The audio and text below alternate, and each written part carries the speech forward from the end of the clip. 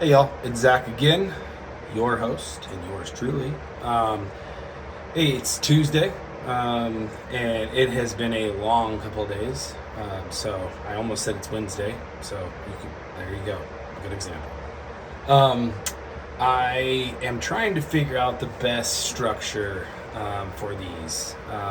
And what I mean by that is like the structure of the videos themselves. Kind of like, am I going to focus on a topic, or am I going to keep coming on here winging it and throwing anything on the wall and hoping it sticks? And then also how many of these I want to try to get through or do or accomplish. And I don't have an end goal in mind, but I think the structure will come, to like 3 videos a week or a video a day, or 1 video a week.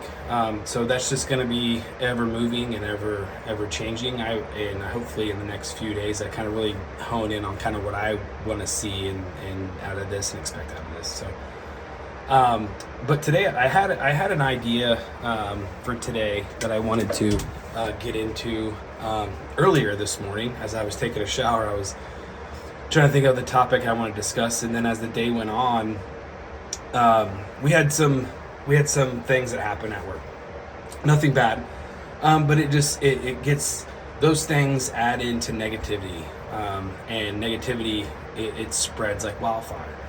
And as people were talking negative and kind of really their mindset flipped really quickly, I had to rein it back in really fast. I had to get everybody back. I had to kind of rein that that vibe back in that they were rocking on for quite a while. Like, we've been really busy, and the team's been operating like a well-oiled machine, and it's really exciting and fun to see. But if anything negative happens, it's wild how quickly, boom, mentality changes, attitude changes. So we had to do some reel it in. And I got done speaking to a couple people to kind of rein that in and change and kind of flip everybody's mind back positive. It took me back to when I went through therapy. And I went through therapy for one, because I made a promise to the court that I was going to do everything in my power to kind of hopefully be there for the boys like I should. And also to really just address some of the things I had. I had some anger issues, and I had a quick hair trigger temper, and it's just, and I wanted to not only better myself, but better myself to be an example. And so when I'm sitting in and I'm doing those calls and I'm kind of reining people's mentalities back, not really mentalities, but kind of attitudes back in, it makes me realize how quickly everything intertwines. And I went to therapy, only, and it's sad to say this, but only because I was going through a divorce and was in a divorce. And so, I lost my train of thought. Oh yeah. So anyway, it's crazy how I going to therapy for my divorce quickly turned into using techniques I learned in therapy at work. And it's funny how quickly I'm able to repeat what I learned. And that is, in your body and in your mind, your cells are always feeding each other. And I'm no doctor, so please don't post this on Facebook like I gave medical advice. But they feed on each other, and it's information getting passed back and forth, and whether it be negative or positive. But the cool thing about our body is we control that. We control those avenues of communication through our cells in our body. And if it's negative and you continue to think negative, those cells continue, they just pile on each other. They stack and stack and stack and stack. And then all of a sudden you're consumed with negativity. You can't flip your brain back over. But a technique that I learned that worked for me was my mind, my choice. Or was it my thoughts, my choice? It was my thoughts, my choice. That was my body, my choice. But anyway, and so I would do things like that. I would say it over and over again. I did a countdown from 5 with a deep breath. And in the morning, when I woke up, I would just tell myself, I would try to do it 20 times. Today's going to be a great day. Today's going to be a great day. Today's going to be a great day. And that wasn't like I was sitting there forcing it, but I was just trying to make sure that I set an expectation in my mind. And I think as a parent and as a leader, I have this expectation, like, I am going to continue to try to make sure everybody's minds stay positive. and everybody thinks positive, and everybody's on the same wavelength I am, and everybody's this and everybody's that, and not for a thing of control, but more for the idea that I know what everybody's capable of, and I know how good everybody is at their jobs. So I set the bar really high, but I expect their attitude to maintain that as well. And that's not fair to them, because people get exhausted, right? Fatigue sets in. You know, you got different people with different backgrounds and different characteristics and different mentalities and attitudes all working together at one, and sometimes they're going to clash. And I can't control all that. But what I can do is I can control the image I portray to them. And this is going to lead to something, I promise, but I try to always be that calm in the storm. In my position, in what I do and what I've been doing, as soon as things happen and they repeatedly happen, and the errors or and the negativity stacks on top of each other, as they look forward or look up for advice and guidance, it comes to me. And I don't ever want to be the guy that looks up. And what I mean by that is I don't ever want to be the guy that when my people come to me, that I can't turn around and help them in the moment. Of course, yes, I will need to have help. I'm not saying that at all. What I'm saying is that I want to make sure that at all times that they have faith in me, in the position I am, to make the right decision. And even though it is the wrong decision, I stand firm by that choice. And that's kind of how I look at leading, is that I'm always going to try to do my very best no matter what for my people. And that is the same mentality I've always had with my family, is that it doesn't matter what I have to sacrifice. My family, I will make sure my family's taken care of. In my mind, that was making them happy.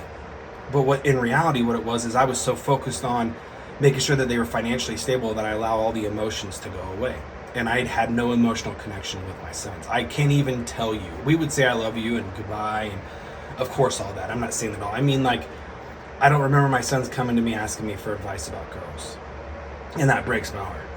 I'm no ladies man. I'm no I'm nothing of that nature, but I at least can be something for them or someone for them to kind of talk to kind of express their feelings or what they're thinking.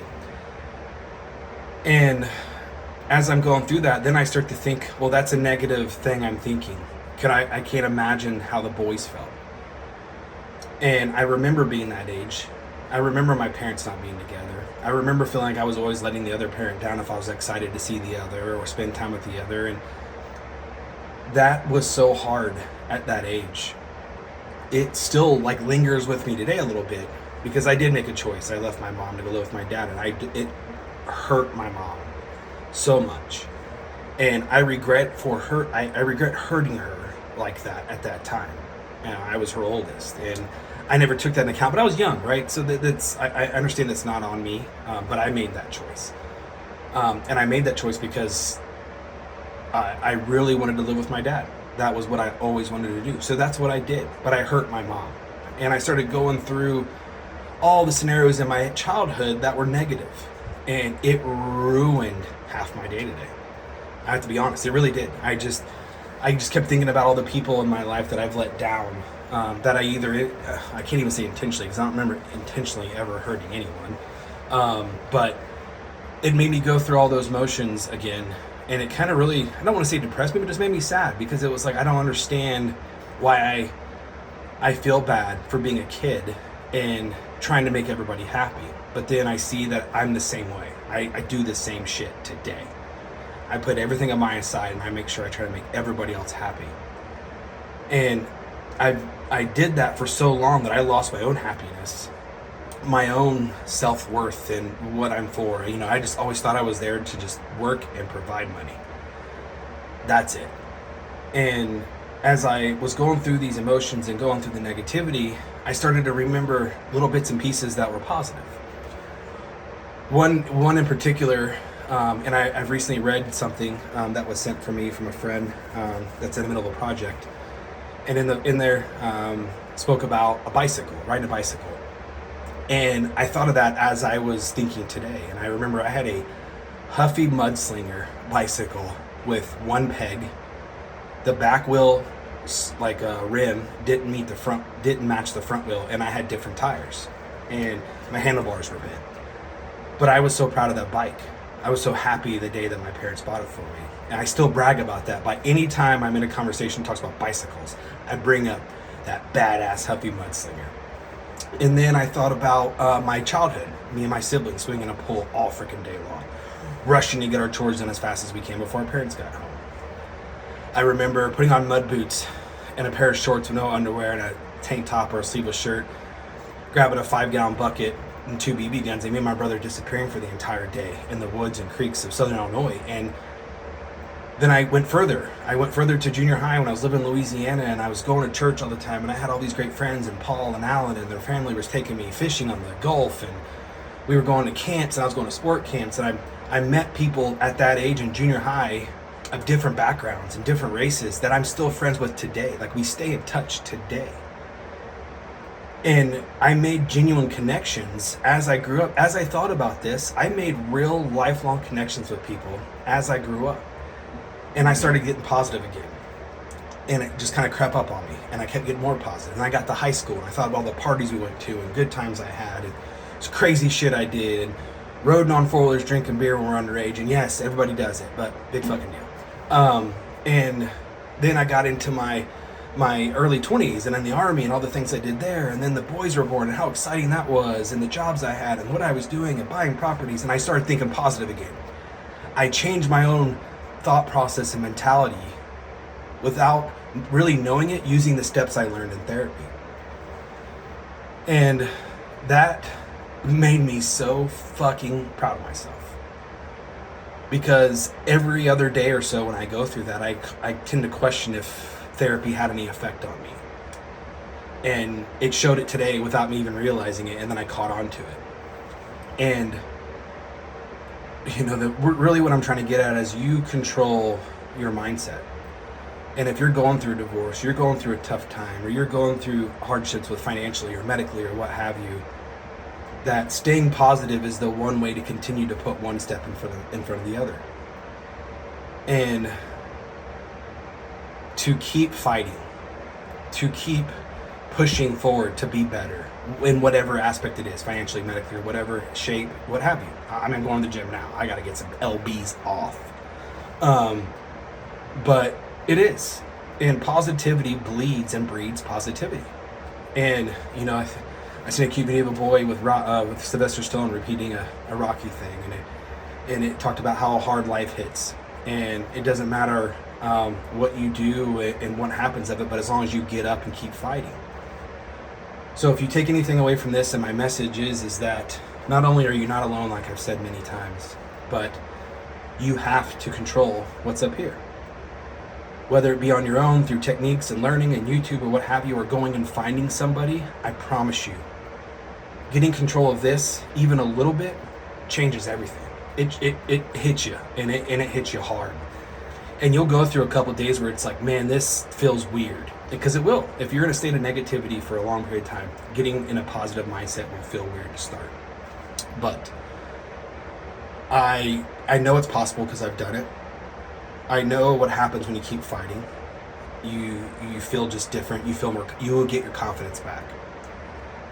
And I'm just going to close it with this: that it may seem at times you're walking in quicksand or concrete, or with concrete in your shoes or what have you, but it doesn't matter how far that step is, just as long as you're taking a step. That's all it takes. Matthew McConaughey said it better than I think I've ever heard it. My goal is not to be better tomorrow, but it's to be better than I was yesterday, today. And then I'll worry about tomorrow when I want to change my mindset. And that is to continue to be better than I was yesterday. And I hope that makes sense. I think I butchered the shit out of it. But anyway, you guys got the picture. It's hot as shit in here. It's 105 with 99% humidity. I'm sweating balls. So I hope y'all had a good Tuesday. Hope y'all have a good Wednesday. You may see me tomorrow. You may see me Thursday. But either way, you will see me again. See ya.